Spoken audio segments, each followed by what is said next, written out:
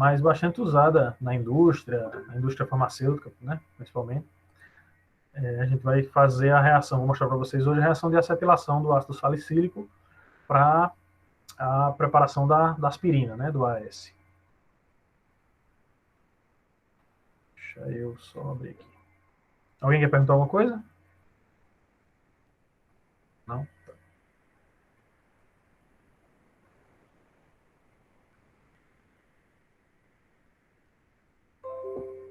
Certo. Então, vocês têm lá o roteiro.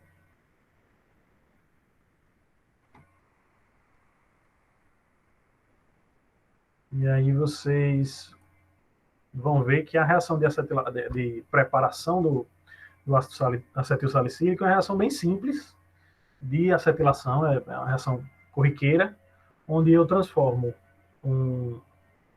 uma função hidroxila em uma função éster a partir de uma catálise ácida, certo? A gente vai fazer o princípio ativo da aspirina, que é o ácido acetil salicílico. Ele é usado extensivamente na medicina ocidental. Ele é usado tanto como analgésico, como em algumas condições de problemas circulatórios também. E ele vem sendo usado já há muitos e muitos anos. Certo? Ele tem uma ação de inibição de prostaglandinas, que são mediadores inflamatórios, e por isso a ação do AS frente a essas prostaglandinas faz com que a gente tenha esse efeito de analgesia, né? Analgesia moderada. O ácido acetil salicílico, ele vai ser preparado a partir do ácido salicílico, que pode ser isolado de plantas, né? Um produto natural de origem vegetal. Então, por isso fica mais fácil de prepará-lo, já que eu não preciso fazer a síntese total do ácido acetil salicílico. Basta que eu extraia o ácido salicílico, por exemplo, por maceração, e, aliás, vou extrair a mistura que contém o ácido salicílico, né? E vai precisar fazer um processo de separação até obtê-lo isoladamente, e depois fazer a acetilação. Então, é um processo simples de acetilação, onde a gente usa um anidrido para acetilar a hidroxila ligada ao anel aromático, né? Aqui a gente tem um mecanismo de catálise ácida. Isso aqui é um mecanismo geral. Quando eu uso anidrido com catálise ácida, esse é o mecanismo que vai ser usado. Eu estou usando aqui o ácido acetil salicílico, o ácido salicílico como exemplo, mas, de forma geral, catálise ácida com anidrido vai ser dessa forma. Então, eu vou protonar primeiro uma das carbonilas do anidrido. Deixa eu aumentar aqui. Vou protonar uma das carbonilas do anidrido. A base conjugada do ácido é liberada, eu fico com a carbonila protonada. Essa carbonila protonada, ela fica ainda mais eletrofílica, né? Esse carbono aqui, ele fica ainda mais deficiente em elétrons. E aí a hidroxila do ácido salicílico vai atacar a carbonila, certo? Esse ataque à carbonila faz com que esse par de elétrons volte para o oxigênio dessa hidroxila, e agora eu tenho a carga em outra posição, né, na outra hidroxila aqui. A base conjugada que foi gerada anteriormente vai desprotonar essa hidroxila, certo? E eu fico com uma molécula neutra. E aí o ácido entra novamente para protonar o oxigênio. Esse oxigênio aqui. Esse oxigênio protonado, ele facilita a saída do grupo do ácido acético. Então, com esse oxigênio protonado, esse par de elétrons dessa ligação carbono-oxigênio, ele migra para o oxigênio, eu formo uma dupla ligação aqui, eu libero o ácido acético e fico novamente com a hidroxila protonada. Novamente, a base conjugada do ácido no início desprotona essa carbonila e eu formo o meu ácido salicílico, ácido acetil salicílico, certo? Essa aqui é a estrutura do AAS. E esse composto aromático tão simples, ele vem sendo usado já há muitos e muitos anos para o tratamento de dores de forma geral, mas principalmente de dores de cefaleias e dor de cabeça em geral. Beleza? Todo mundo entendeu o mecanismo? É o mecanismo clássico de catálise ácida.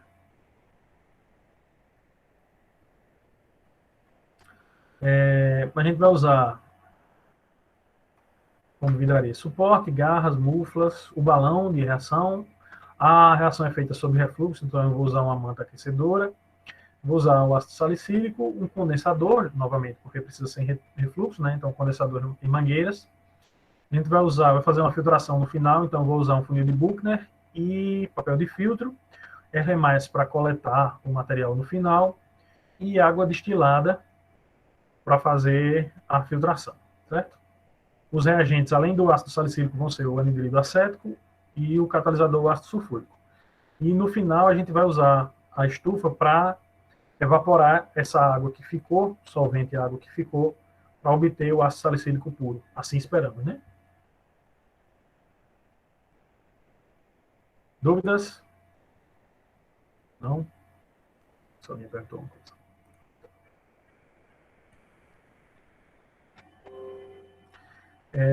Esse procedimento eu vou mostrar para vocês nos vídeos, mas ele é razoavelmente simples. A gente vai pesar o ácido salicílico, vai adicionar o anidrido acético, então esses são os nossos reagentes.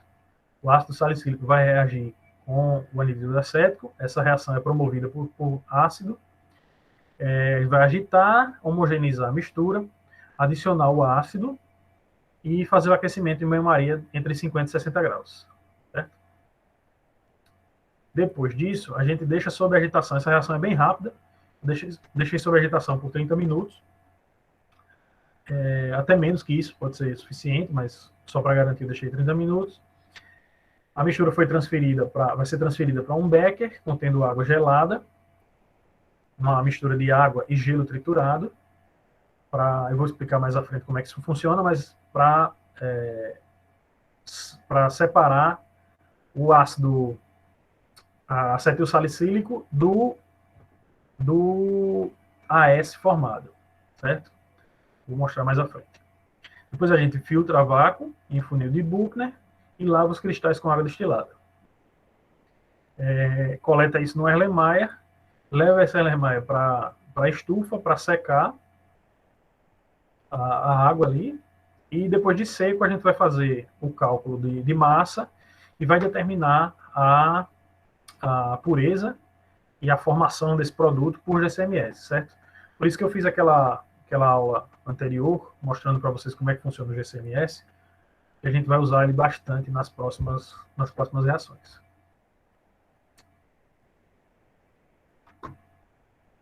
Certo? Tranquilo?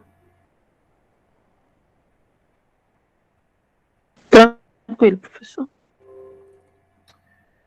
Certo. Então, eu vou mostrar para vocês como é que se monta o sistema. E aí a gente vai observar a reação. Não sei se o vídeo abrir, né?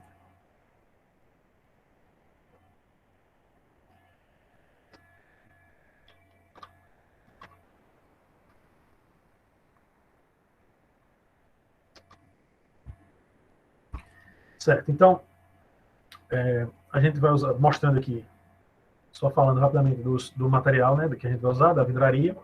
Então, a gente vai usar o suporte universal, as muflas, as garras, o balão da reação com um agitador magnético, um funil, um condensador, e aí as mangueiras para entrada e saída de água, uma manta aquecedora, um banho de óleo para fazer esse aquecimento, e os reagentes que eu já falei, ácido salicílico, ácido salicílico, ácido sulfúrico e anidrido acético. Esse óleo é o mesmo sistema que a gente usou, ou um sistema bem semelhante ao que a gente usou para a reação de arrasto a vapor. A diferença é que aqui eu não tenho destaque, né? A reação vai acontecer sob refluxo e eu não quero que haja saída de solvente.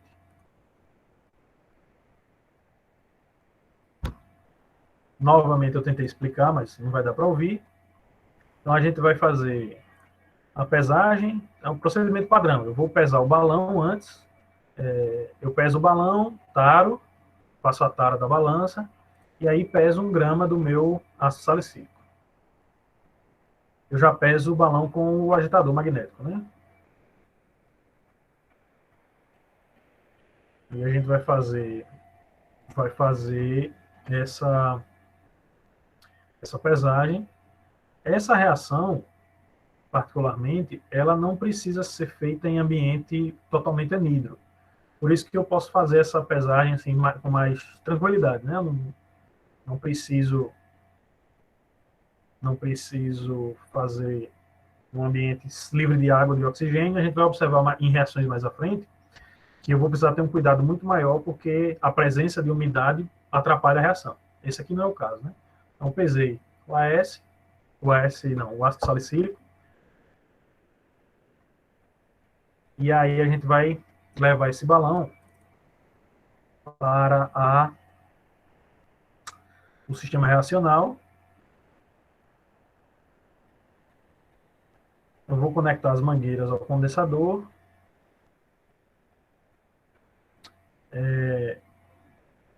E vou deixar o sistema todo pronto. Quando eu estiver pronto, antes de começar o aquecimento, eu abro a água, né? Abro a torneira para que o banho de circulação inicie. E quando eu tenho reações sobre refluxo, onde eu trabalho com... Nesse caso, a temperatura é baixa, entre 50 e 60. Mas, principalmente quando eu trabalho com uma temperatura mais alta, eu tenho que sempre ter o cuidado de ligar o banho de circulação antes de começar o aquecimento, para evitar acidentes. Então, eu já coloquei ali o meu ácido salicílico e eu vou colocar o anidrido acético e o anidrido acético e o ácido sulfúrico, certo? A gente vai colocar 2 ml de anidrido acético. O anidrido, ele é mantido sob refrigeração e em recipiente fechado, certo? Ele é muito sensível à presença de umidade também. Então, ele tem que ser armazenado de forma adequada, certo? Então, eu tiro o anidrido e já fecho, não sei se deu para observar ali embaixo, que eu já fecho logo o batoque do frasco, para evitar que esse anidrido fique aberto por muito tempo. Eu vou colocar o condensador, conectar o balão e vou fechar esse sistema.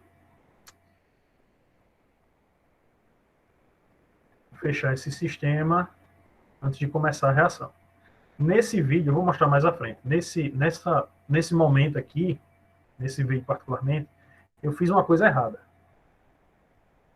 Mais à frente, o ácido sulfúrico é o catalisador. Você pode usar outro ácido mineral, mas a gente usa ácido sulfúrico. É mais comum usar ácido sulfúrico para essa reação.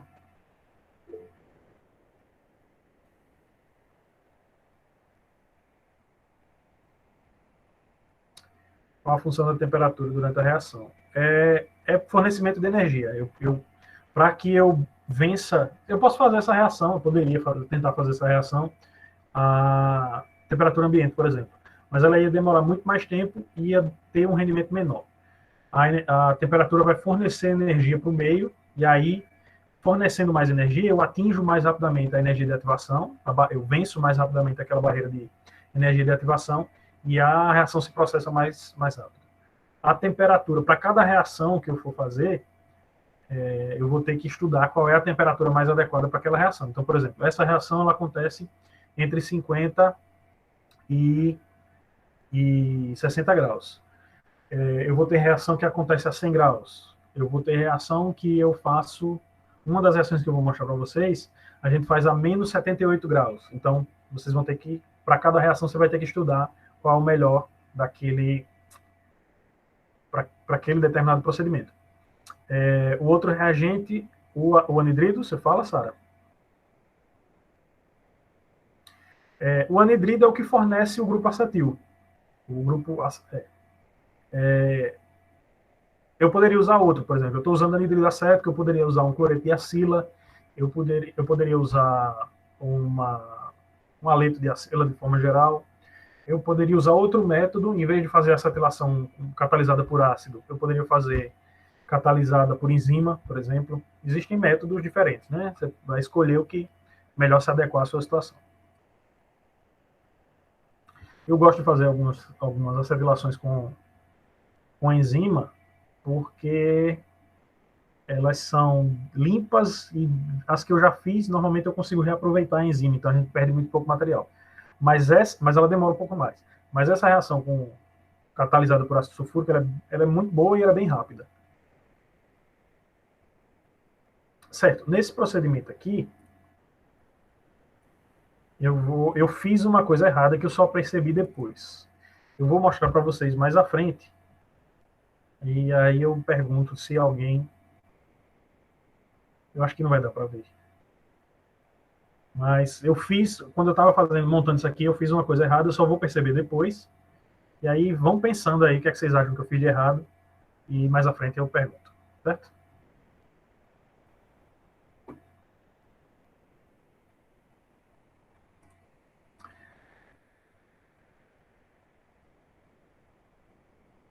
Certo, então eu já tinha adicionado o anidrido e o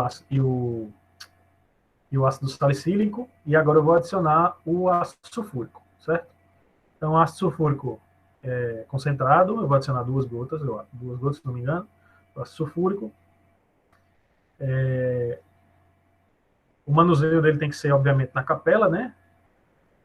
Para que eu evite contaminação do ambiente e diminua o risco de acidente meu e dos colegas ao redor, por causa dos gases, né, que ele libera. O ácido, via de regra, ácido mineral, ácido concentrado, fumega, então a gente não pode usar ele fora da capela. Eu coloquei as 2 gotas, vou fechar o frasco com ácido e vou montar o meu sistema. Então, o que vai fazer parte da reação já está ali dentro do balão. O ácido sulfúrico, ácido salicílico, anidrido acético. Aí eu vou colocar o meu condensador para fechar o sistema.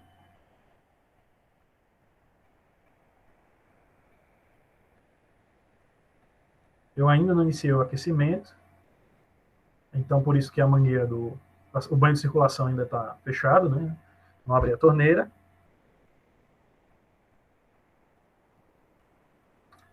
E na hora que eu for abrir a torneira, na hora que eu fui abrir a torneira, que eu percebi o que é que eu tinha feito de errado. Alguém se arrisca a dizer? Alguém chuta? Foi que eu fiz errado?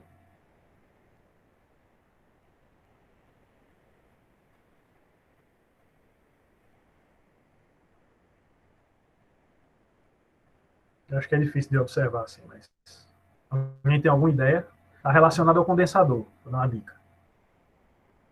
Eu fiz alguma coisa de errada com o condensador. Alguém tem noção do que seja?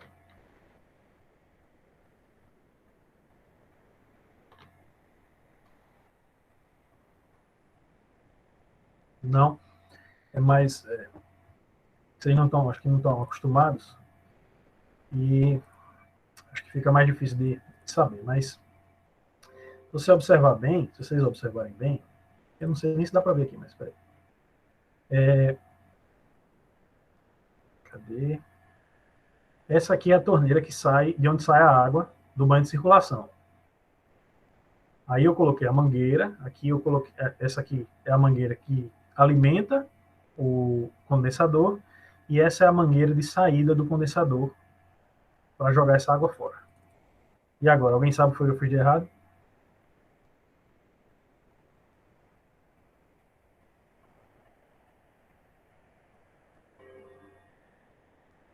Ou ainda não?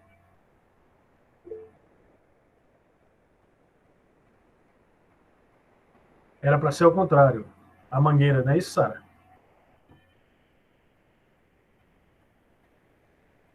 A entrada, qualquer procedimento que você for fazer usando o condensador, a entrada de água no condensador tem que ser sempre embaixo. Seja destilação, arrasto de vapor, destilação fracionada, reação com refluxo.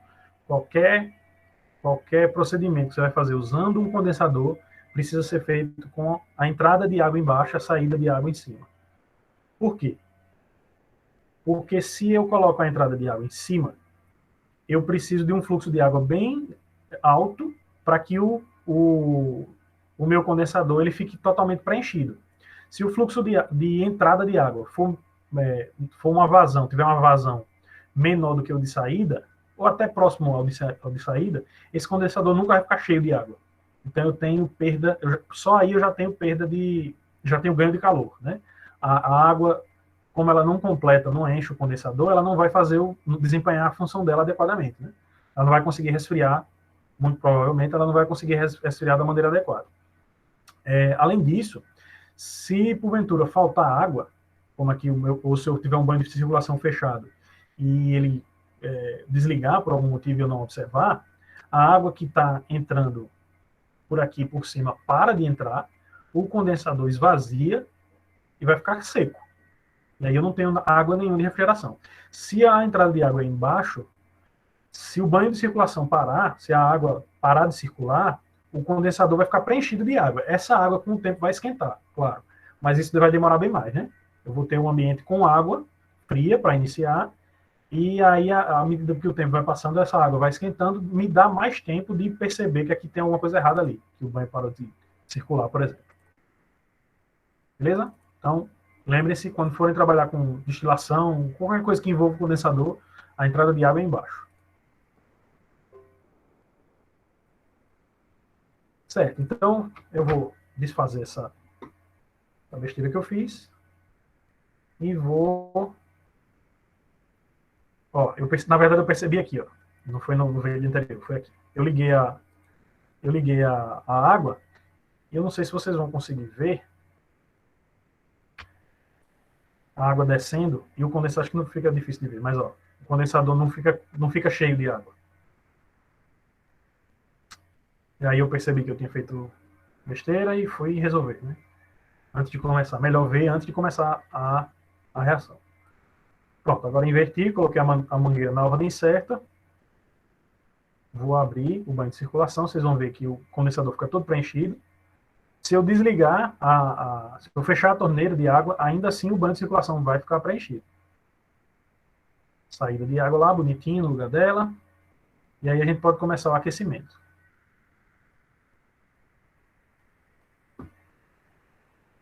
Certo? Dúvidas até aqui? Não, né? Professor, se chama de refluxo, né? Tá condensando e caindo de volta na solução.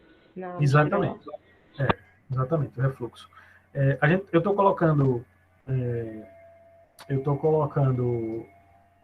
entre 50 e 60 graus, mas ali eu tenho uma mistura de ácido sulfúrico e anidrido acético, então ele não vai nem chegar a esses 60 graus, porque o anidrido vai evaporar antes. Mas aí ele fica refluxando, né? Ele entra em ebulição, condensa, desce e o ciclo continua.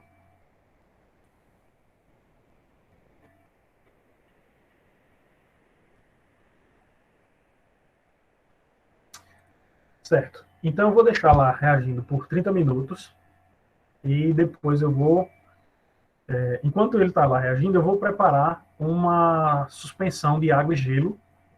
Eu vou triturar o gelo feito com água destilada, e vou colocar num frasco contendo também água destilada, e aí depois que a reação acabar, eu vou colocar o produto da reação, aquela mistura reacional, nessa mistura de água e gelo. Por quê? Porque o ácido salicílico, ele é solúvel, pouco solúvel em água, certo? O ácido acetil salicílico, ele é pouco solúvel em água, certo? Como ele é pouco solúvel em água, se eu diminuo a temperatura, ele fica ainda menos solúvel, o produto, o ácido acetil salicílico. Já o ácido salicílico e o ácido sulfúrico são mais solúveis em água. O ácido sulfúrico é completamente solúvel. São mais solúveis em água.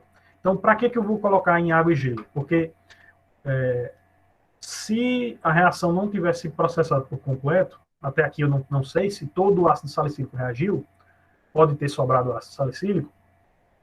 Se sobrar ácido salicílico, ele vai ficar solúvel na água.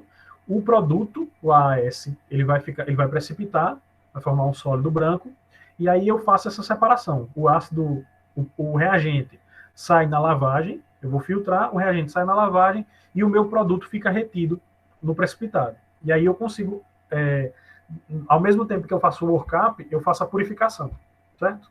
Eu vou mostrar para vocês mais à frente. Então, basicamente, é bem simples, é só água e gelo, eu vou triturar com a ajuda de 1 grau e de um pistilo.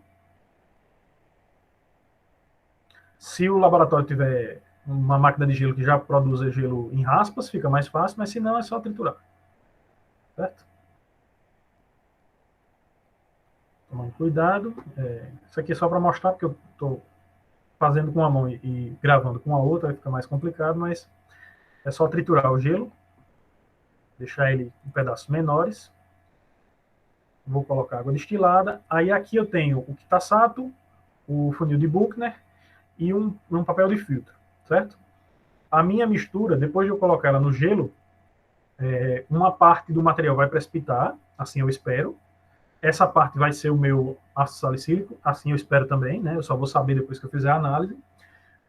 E aí, quando eu lavar essa suspensão, o que tiver sobrado de ácido vai passar para a fase aquosa e o meu produto vai ficar no funil aqui em cima, certo?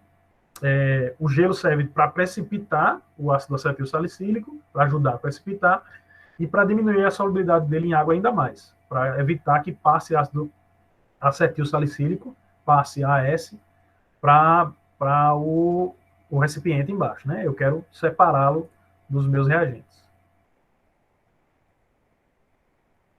Eu vou colocar num becker a mistura grosseira e vou adicionar o meu produto reacional nesse becker, e aí vocês vão ver o quanto de material sólido que vai ficar.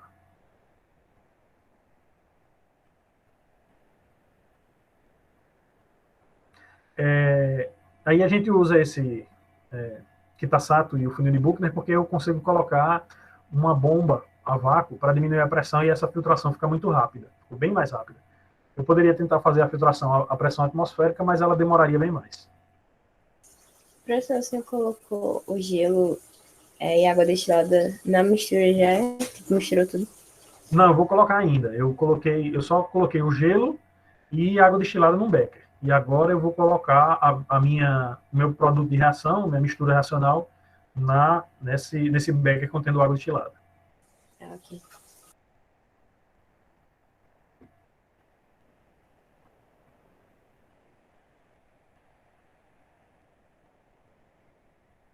A reação parou.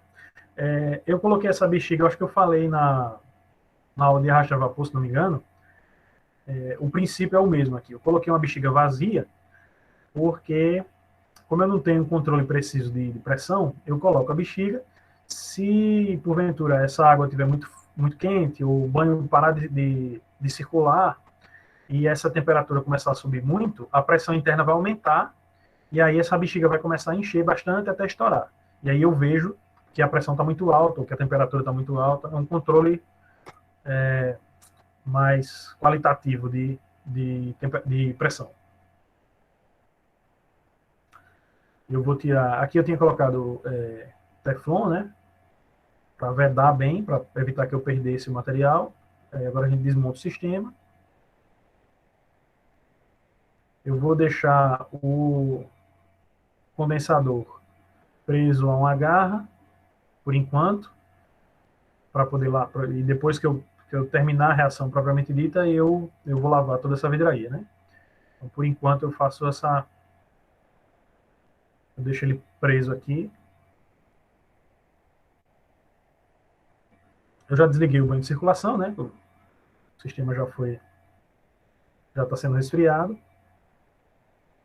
E aí eu vou tirar o meu balão e vou transferir esse material para o becker contendo aquela mistura de água e gelo.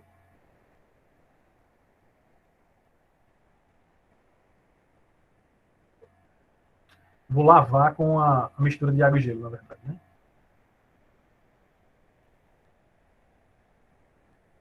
Colocar um pouco de água para ele desprender das paredes. Aí já tem um precipitado formando.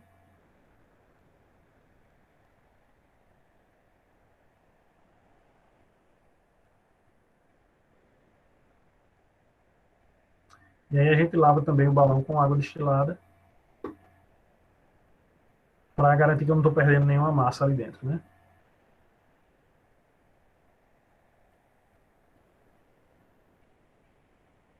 Você colocou a mistura e o gelo em um balão, né?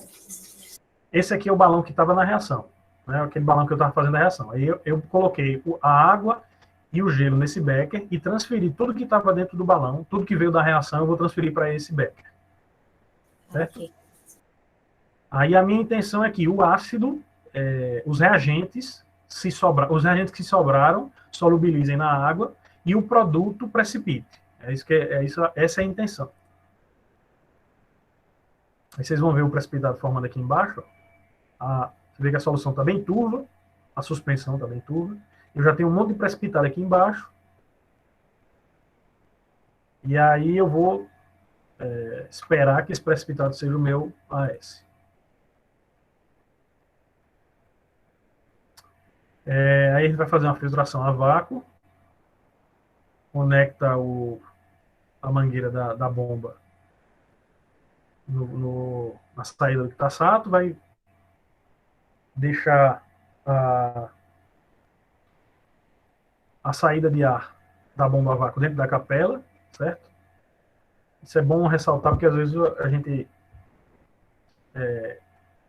se distrai e acaba errando isso aqui, certo? A bomba a vácuo ela tem uma entrada de ar e uma saída, né? Ela vai puxar o ar de algum lugar e vai jogar em outro. Então, mesmo se eu deixar todo o material, toda a vidraria dentro da capela, só que a saída da bomba a vácuo estiver para fora da capela, eu vou jogar tudo que eu estou puxando daqui no ambiente, né? Então, se for alguma coisa tóxica, ou, enfim, irritante, eu acabo jogando tudo no ambiente. Então, lembrar de sempre manter a saída da bomba dentro da capela.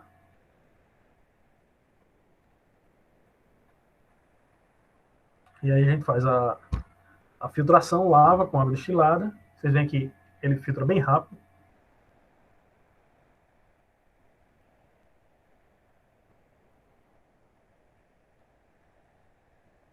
E vocês vão ver em cima do papel de filtro esse pó branco, e aí eu espero que seja o AS, né? A gente vai ver depois, mais o gelo que sobrou. E aqui embaixo vai ter a água, mais o ácido sulfúrico que sobrou, e se tiver sobrado ácido salicílico, sem reagir, eu espero que ele tenha passado também para a fase aquosa, certo?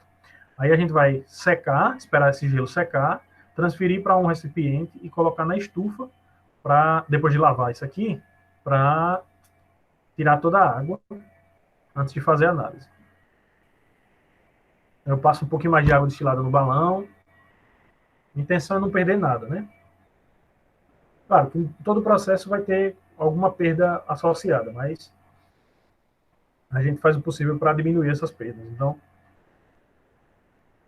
vou rinçar com água destilada. E aí a gente continua a filtração.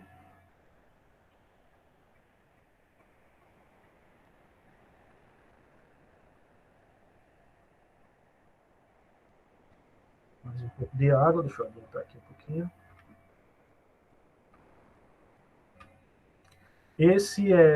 Essa reação é um dos poucos casos em que a gente não vai usar o rotoevaporador para tirar o solvente. Como o solvente aqui é a água, e o produto que eu estou preparando não é muito volátil, então eu vou usar o sólido formado. Então eu vou usar a estufa para evaporar essa água.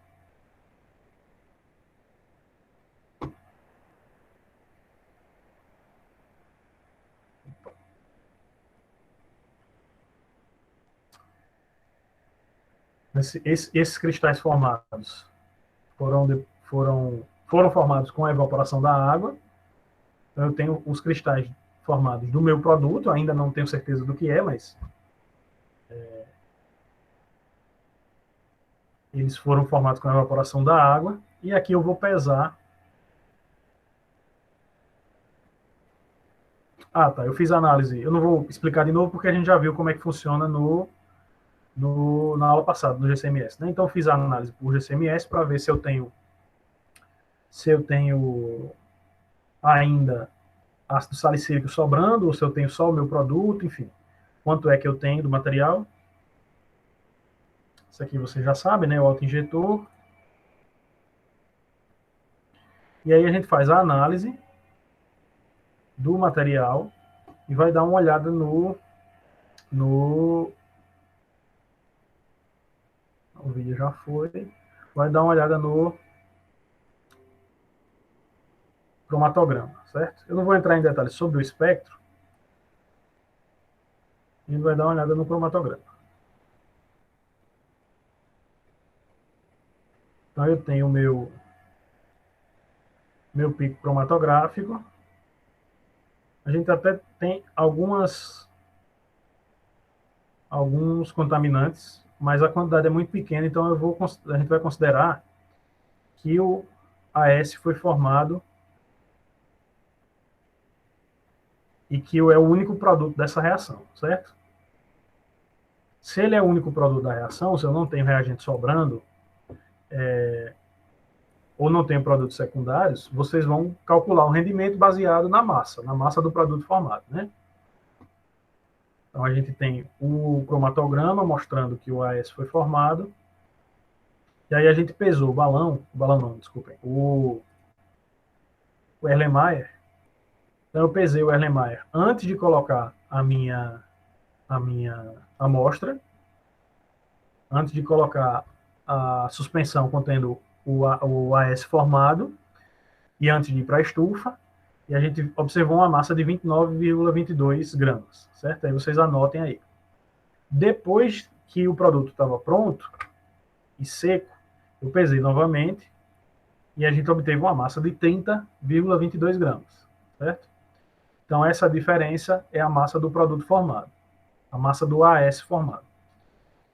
E aí quando vocês forem calcular o rendimento, vocês vão calcular o rendimento baseado nesse valor de produto formado, certo?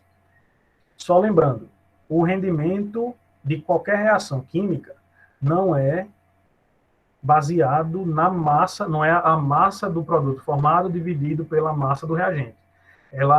O rendimento é o número de mols do reagente formado dividido pelo número de mols do reagente limitante, certo? Então não confundam.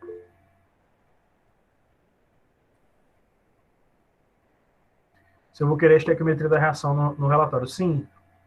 Não é, vocês... A estequiometria da reação é 1 para 1, mas o que vocês vão determinar é o rendimento aí, né? Vocês vão calcular, a partir da massa molecular do reagente, vocês vão calcular quantos mols eu tinha no reagente que eu coloquei, naquela quantidade, 1 grama de reagente que eu coloquei, e depois no produto, vocês, a partir da massa molar do produto, vocês vão calcular quantos mols foram formados, e aí vão calcular o rendimento em cima disso, né? Número de mol de produto formado sobre número de mol de reagente limitante. Para toda a reação, certo? Foi bom começar com AS, porque nesse caso ele foi o único produto formado, né? É o único produto que eu tenho, é o único composto que eu tenho na minha mistura reacional, depois de fazer o workup.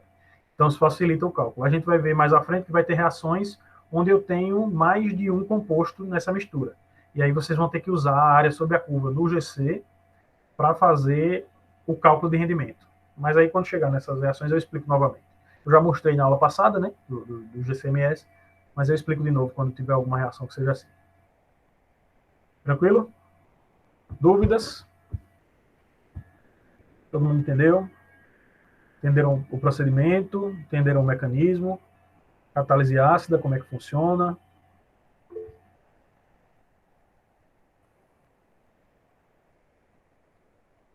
Pronto, beleza.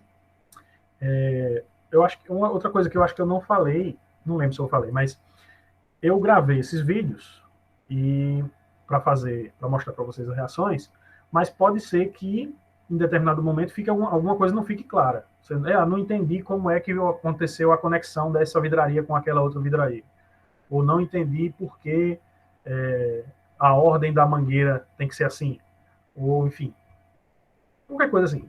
Se alguma coisa do procedimento não ficar claro, vocês perguntem, por favor, eu vou tentar explicar. Se ainda assim não ficar claro, anotem as dúvidas, que aí eu posso ir no laboratório e gravar e explicando, principalmente se for montagem de equipamento, conexão de vidraria, às vezes fica mais... Eu sei que sem colocar a mão na massa fica mais difícil realmente de entender. Então, se tiver alguma coisa que vocês não entenderem, anotem, me avisem, e aí eu vejo o que é que eu faço para tentar explicar melhor, beleza?